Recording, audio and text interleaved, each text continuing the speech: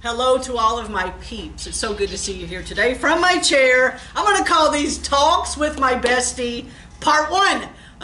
Part 1 of Talks with My Bestie. Thank you for joining me once again as we talk through the it's a taboo topic of depression, anxiety, grief, and I have a special treat for us today. Beside me today, I'm so honored. I have right beside me the one who I deem and has the term of my bestie. I know you've been waiting and wondering who is Miss Edge's bestie. This is Mrs. Joanna Burt.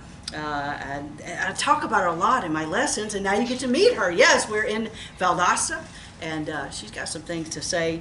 You don't have to wonder. She holds that position of bestie in my existence, and I hold that position in hers. And we're going to be with you for the next couple weeks, talking through some very interesting things, and she's got some things to say. But first, thank you very much for joining me today. I'm so excited about that. I would like for you to take a moment, if you would, and introduce yourself to all of my peeps, if you would. Because a lot of them don't know you. They don't know you. They know about you. They know some crazy stories that we talked about and illustrations. I talk about you all the time. But tell them who you are. Give a little bio, if you would, please. Thank you so much for letting me be here with you. I'm honored. I watch these every week, but now I actually get to be on one, so I'm very excited to do that, and I don't take that lightly. Thank you for listening. Who I am Joanna Burt. I am many things, as many of you are. I am wife to an amazing youth pastor / teacher / janitor / he does everything. Whatever needs to be done at the church, which pulls very long hours. And so many of you know the same. If you are married to someone that pulls long hours, that means you in turn have some long hours to pull and to help him out.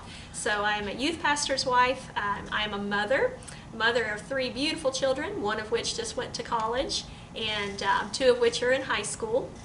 And so they keep me on my toes as well, doing the taxi driver / breakfast maker / lunch reminder and all those great things. Everything that needs to be done for children. You guys have been there and are there. And then my job, our ministry, is teaching in the classroom, that's where we are right here. This is my forgot to tell them. Yes, this is our learning center. Yes, this is where I spend the majority of my time teaching my class. You'll hear my birds chirping in the background, and I love it. I've been teaching now for 22 years, I believe it, 23, something like that. I lose track. Wow. But yes, teaching, full-time teacher, and also a piano teacher on the side. And so my days are busy, nights are busy, everything is busy, but I love what I do. I'm church pianist as well, so just lots of different hats that I wear. I'm honored to do each one. God's been very good. Yes, yeah. She's to get a minute with her. Yeah, I have to come down here to see her because yes, she's extremely busy, and that is going to play into the next several weeks and the next several episodes. All of that's going to play into this. That's why I wanted her to introduce and to tell you what she does, because we're all busy. We all have things we have to do, but sometimes it's overwhelming, the things that you have to do. And that's going to play into this. I often meditate on friendship. I do. I like to think about friendship. I've got to insert this. Friendship of this depth, I'm just going to be straight with you. It doesn't happen by accident. It's a choice. It is so much fun. I love it. We've been sitting here laughing and having a good time together. But you know what? It takes a lot of work. It does. It takes a lot of work. And you know what? I would say the word patience. Yes. I would say the word patience. I need tons of patience to get where we are right now. It has taken a lot of work and a lot of patience. It is a lot of fun though. The $1 million question. Okay, this is what I know you want to know it. You like stories, don't you? For me, every friendship, every relationship has a story. It has a beginning. And if you don't want to hear our beginning, that's fine. Turn it off and then come back later. But I think you want to know the story. It's very interesting. One word is what has connected us and what started all this many years ago. But I'll get to that one word in just a second. Back in November of 2008, our church, Crestwood Baptist Church in Tyrone, it was attacked by a very popular national media outlet because we had a Bible verse on our sign. We did. I know. Go figure. We had a Bible verse on our sign. Up until then, I knew what ugly was, but I saw ugly like I've never seen it before when that happened. We just got attacked, just viciously attacked for that Bible verse. After that media attack, Pastor Edge and I, we brought a group of kids down. I need to say that we're at the Lighthouse Baptist Church and Lighthouse Christian School in Valdosta. That's where we are right now. We brought a group, in fact, right here, we were right here. We brought a group down here. They were in a kind of a fine arts competition, for ACE competition. Now, I had known her from previous competitions. We'd been going to them. But just chit chat every now and then. Her husband and my husband, they were kindred. They were talking. They love to talk. They both love to talk. They accuse us of that. Yeah, I know, but they're just as guilty, aren't they? They are. And so we had no choice but to chit chat a little bit while they talked. That November afternoon, I remember standing just a few feet from where we're sitting right now. It was in the front of her auditorium. She asked me, and again, we're in front of everybody. There's kids. There's, I don't know, a couple hundred people. And she just zoned right in, and she asked me how I was doing. She's like, how's your church? And again, we had just been chit-chatting. Wasn't anything special, nothing much, just chit-chatting. But she stopped me, and she looked at me. She's like, how are you doing? I've been praying for you, and I've been praying for your church. I'll never forget what happened next. And here's the one word that connected us. Tears. Tears. Not just the fake ones. No, they were real ones. When she told me that she was praying for me and praying for our church, she said that through tears, and that I can't explain it. I really can't explain it. But that moment, the Holy Spirit connected. I don't know. I can't explain it. That moment, through those tears, Joanna Burt became my best friend. I mean, maybe not verbally, maybe like, oh, will you be my best friend? No, but it was that he connected us in just an uncanny way that I really to this day I can't explain it. It's very interesting as I look back and inventory. I like to inventory things and go through things in my mind. What has knit us together is not manicures and Hallmark movies. In fact, I can't stand Hallmark movies. I love you, Hallmark movies. I love you. That's fine. I'll watch them. I watch them. She loves them. I hate them. I don't like them at all. She's like, I'll be texting and she's like, oh, you need to just go watch a Hallmark movie. I'm like, no, I hate those. They're so predictable. Anyhow, but that's not what has connected us. We better not watch a Hallmark movie tonight. But it's not that, and it's not shopping sprees and slumber parties, unless you want to count camp as a slumber party. And yeah, I don't think so. No, that is not a slumber party. That's just hard. But we make it fun. It's really fun. Except 2 a.m. when that's not what has connected us. What has knit our friendship so tightly has been walking together through struggle. I don't know if you would agree with that. I would totally agree. Yeah, yes. I would too. Struggle, pain, loss. Yeah, loss, grief, dark spaces, depression, anxiety, tears, lots and lots of tears, lots and lots of sitting on couches. Sitting on couches, lots of tears. We do laugh a lot. We do. I have no choice. She makes me. She does. That's why I'm here. I know. Last week I told him, I'm like, I'm not a real laughy person, but I have to have people in my life that make me laugh. And she's one of those that makes me laugh. That's not me. I love laughing, but that's not what has made what it is. Let's just walking through the tough things together. Christ in the center. I love that. Christ is the center. I love that. If I'm down, she pulls me up, and Christ is in God's word is the center. Prayer is the center. Christ is the center of it. Joanna has a story to tell, and more importantly, she has some solutions.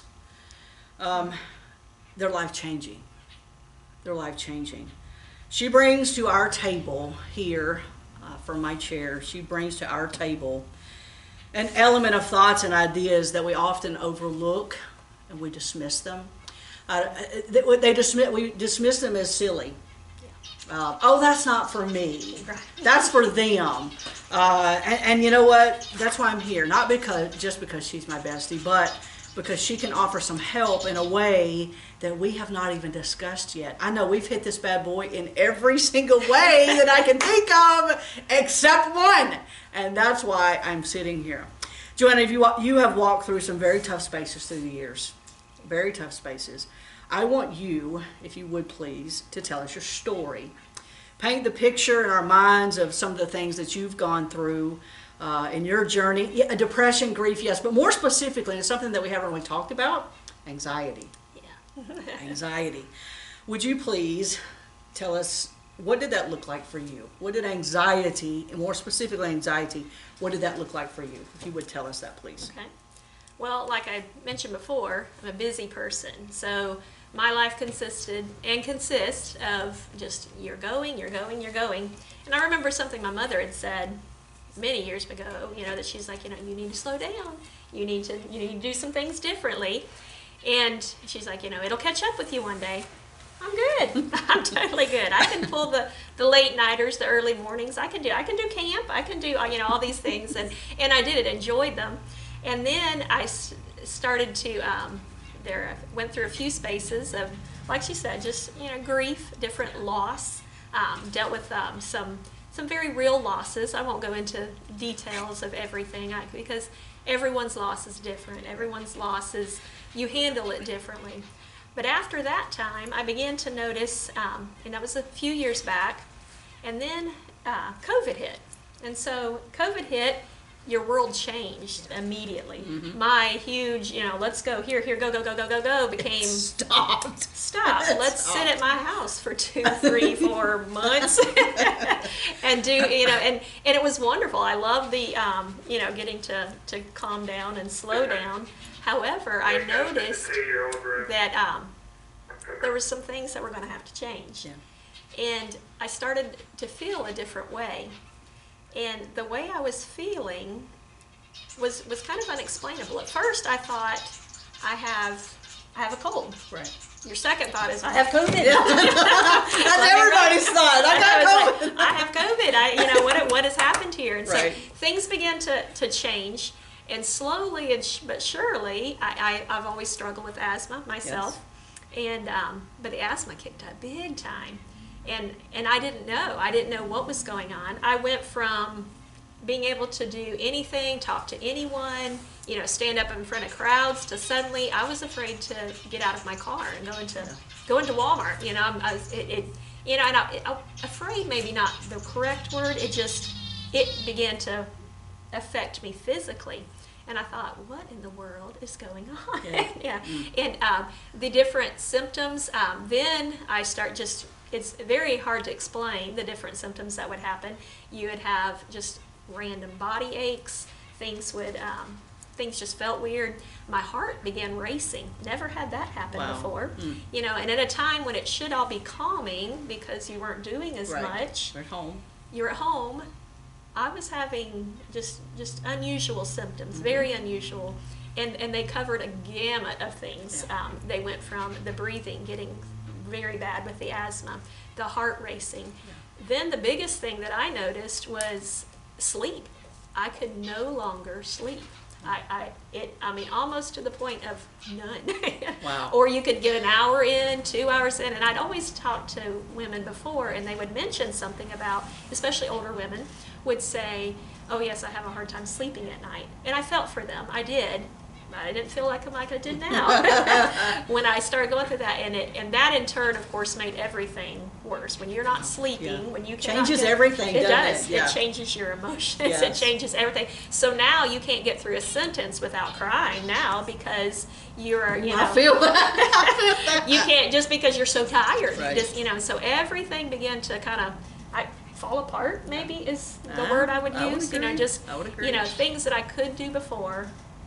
Now I no longer had. Wow. Things that I was never ever scared of, or now I'm, worst case scenarios run through my head, in a constant, like what in the world? I never had issues you were not with like that. No, I was not mm-hmm. like that. No. So suddenly I'm afraid of everything. I'm or nervous. Maybe fear is a strong word, but mm-hmm. sometimes it was. It was just out and out fear. a pessimism came in, like, oh, I don't think God loves me anymore. Although you would never say those things out loud, you're not supposed to. They're in your head. They're in your head. Yeah, they mess with you. I'm being punished for something. Something's not right. Worry about things, and it was at that point I knew, okay, something's not right. Something is very, very wrong. Can't be COVID. No. Can't be that. It can't be. Something has gone wrong. Something has gone drastically wrong in my body that I need answers for. Right. And so that began my journey of, all right, there's got to be an answer. The journey of begging God, okay, God, you've got to fix this. Yes. You've got to show me what to do. Fix me, yes.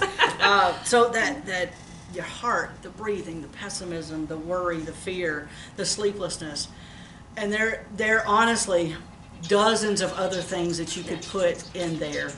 The symptoms of anxiety. I noticed it.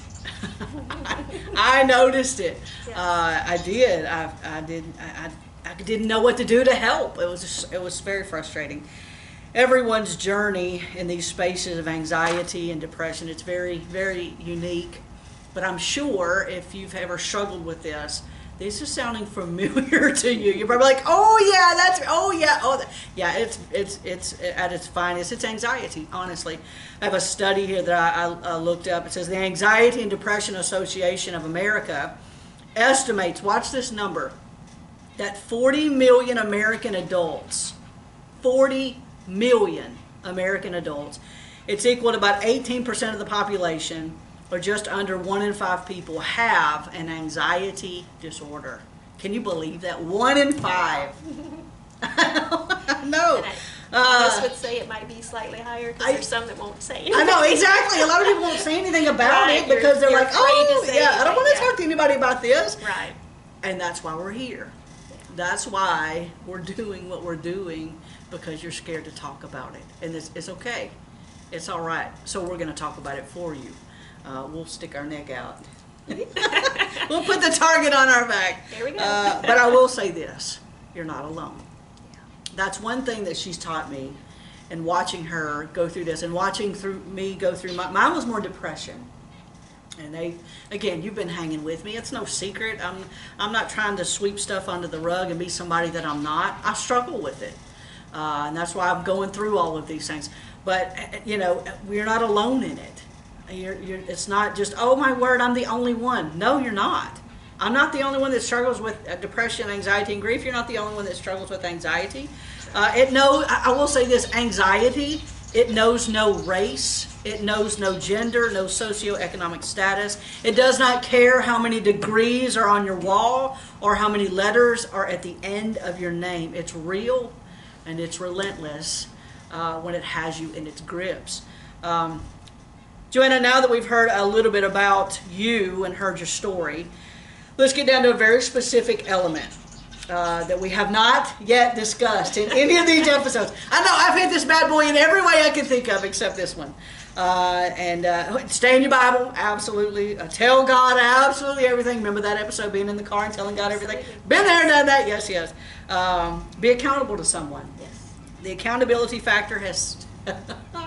Ooh, it has saved me a whole lot of grief, that's for sure. Send notes, stay faithful, press on. Addiction of any kind. Yes, of any kind, especially opioids, is not the solution for depression and anxiety. It's that double red flag. You need to heed the double red flag. Have a depression protocol like we talked about last week.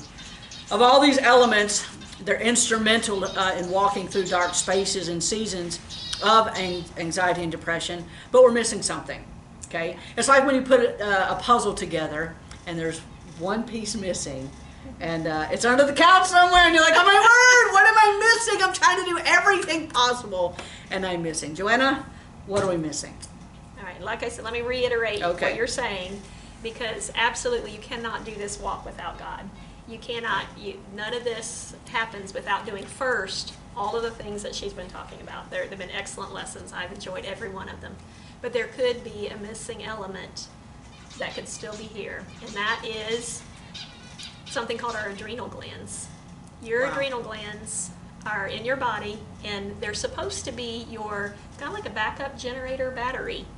And they're supposed to only kick in when you are stressed, when you're going through an element of maybe extreme physical pain or extreme physical distress. Like a grief, a loss, or something? A loss. They kick in, or you stayed up too late the night before. You only got the 5 hours or 4 hours of sleep. Those adrenals kick in and they help you make it through that day. Those days we just powered through. The problem is we powered through a lot. Wow. The last few decades of our life, we've been powering through, and we never stopped to fix those adrenals. And they've been working overtime. Yeah. And they get to a point where they're fatigued. Wow. They're done. Wow. They're tired. They've done all they can do for you, and therefore your adrenals actually help control much of your entire body. Wow. And so if they're done, if they're taxed, if they're stressed or fatigued, it's going to cause some physical problems. So is that it's pulling on other pieces of your body? Yes, it then? will pull on every element of your body. Wow. It'll pull on heart. It will pull on liver. It'll pull on digestive system. It'll pull on your brain. It'll pull on everything. Wow. Everything else. Unbelievable. So then, from all of this, as far as depression and anxiety, it's not just mental. It's not just spiritual. There could be possibly, yes, there could possibly be a physical problem in this. Oh, absolutely, yes. We go 90 miles an hour. We go from one stress to another without rest, without healing, and it just pulls. The word I come up with, it drains. It's just draining us of what's supposed to be emergency. You know, Yes. it's supposed to be used in an emergency situation. So every day's an emergency. Yeah, exactly. But that's not how it's supposed to be. So Right. you got to look and say, all right, what's wrong here? Okay, a question. Did you seek medical professional help for any of this? Just Yes. be straight with you. I'll be honest here, and let me say this: I'm not a medical professional. None of Me neither. None of this that I'm telling you, I'm not. I don't have anything, a degree like that to back up. But yes, I did. I definitely sought medical help, especially with the breathing issues, the heart issues. You went to the ER once, didn't you? I was in the Yes. I was in the emergency room Yes, at one point I because remember my that. heart hurt. It hurt to breathe. It hurt, and so yes, I was in the emergency room. Went to many doctors, spent much money trying to Wow. figure out a solution, Yeah. and they had none. Wow. I walked out just more and more disappointed. The only thing I got out of it was they told me you're probably depressed. Now at that point I didn't feel depressed, but I was getting that way. Cha-ching, cha-ching, cha-ching. Okay, now I'm spending all that depressed. money, I'm about on the depressed side now. So yes, but no, there was no medical. No medical help at all. No, I didn't see any help in it. Yeah. When you would come back from something, it would be like, okay, there's nothing. They would suggest an inhaler or a drug here or there. Nothing of But that made your heart race. It did. But again, that's her. I'm just following her. and- Everybody's different. Yes, Everybody everybody's has a different. You're right. Different thing. But yes. that's just what made it do for you. But I'm like, this is supposed to be a solution for you, and it Right. just kind of made it worse. Okay, so here's my next question. Are there solutions? Are there answers? And are they doable solutions? Absolutely. Praise the Lord. After over a year of looking and trying to fight this, yes, I found solutions. Good. I found things that worked for me. Now, every person's different. They're going to have to find what's going to work for them. But there are answers. There is help. You do not have to struggle through this. You don't have to go away from a doctor's appointment shaking your head. That didn't help me. That Right. didn't fix anything. They didn't. There are actually answers to fix the problem, not fix the symptom that you're having. And that's Wow. and that was the issue I was having. Wow. Was you're trying to fix my different symptoms, but underneath, I just felt like there had to be something wrong underneath. And there are. There Good. are absolutely solutions, and they're doable. You Yeah. can do them. That's my thing, because like there are solutions, but it's like I can't do that. No, these are doable. They are doable. I've asked They're not Joanna. necessarily easy. Right. but Okay. they're doable. That's Yes. true. That's true. Okay. I've asked Joanna to give us some very doable solutions to a very, very real problem. Next week, okay, you got to join us next week. We're going to discuss. We're going to discuss. We're going to discuss what has helped her. And helped me, because obviously, if she's being helped, then I'm going to be helped because what she knows, she's telling me.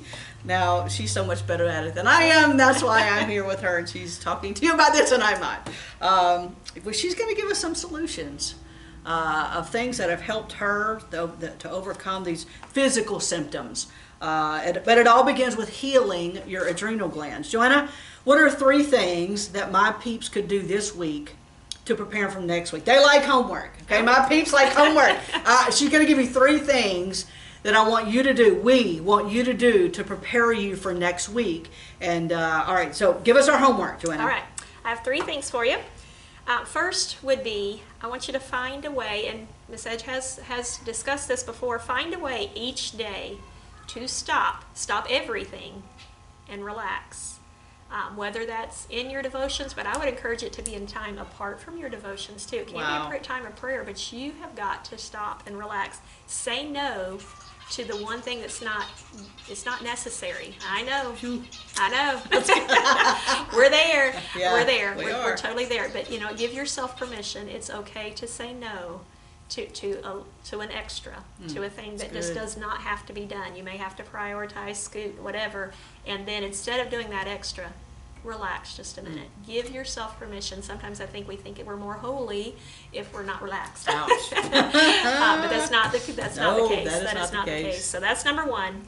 Find a way each day, even if it's just for a couple minutes. Stop, put your feet up, relax, calm down. And second would be this week, do your research. I had to do some, but I was also helped tremendously by some very key influential people. And do some research. Look up adrenal fatigue. Yeah. Adrenal fatigue. I'll give you a website that I love, that I trust. It's called Dr. Axe, DRAXE.com. If you look up, he's a medical doctor, but he also deals with a lot of natural things, and he has many great articles just to read. What is adrenal fatigue? Could this be something that I have? And then third, I would ask you to, why don't you make a list of every physical symptom that you have, okay? The physical things you have, whether it be constantly got a runny nose, backache, loss of hair, can't sleep at night, whatever those are, and they look different for everybody. Right. But just make yourself a list of all the physical things that you've noticed, if you have any that you've noticed, and just no matter how random or how unrelated they seem to be, go ahead and just write those down and have those, and just that way you can be thinking through, okay, are these things that could possibly be related to some things going on in my body that I can fix and that I can make better. Well, when I looked up one of these articles about adrenal fatigue, you made me like read this article, and I read it on drx.com. I'll put it in the comment section so that you can just click it and go right to it. Remind me to do that. But as I was reading these symptoms, I'm like, oh my word, yes. I think you're gonna find some really a lot of help with this. You have some homework to do, okay? You have some homework to do. I don't know about you, but I really want to feel better. And many of you have told us that you would like to feel better too. I promise you, in the next couple of weeks, we're going to give you some answers. It's not going to be easy. It's not going to be quick, okay? Right. It's not going to be quick. It's not. We'll talk about that. We will. We'll talk about that. But it's hope. Yes. It's hope. I love that word. She's the queen of hope for me. I love that. But join us again, and we'll talk about it again. Don't forget Lydia at 11 with leukemia. Now go be amazing today.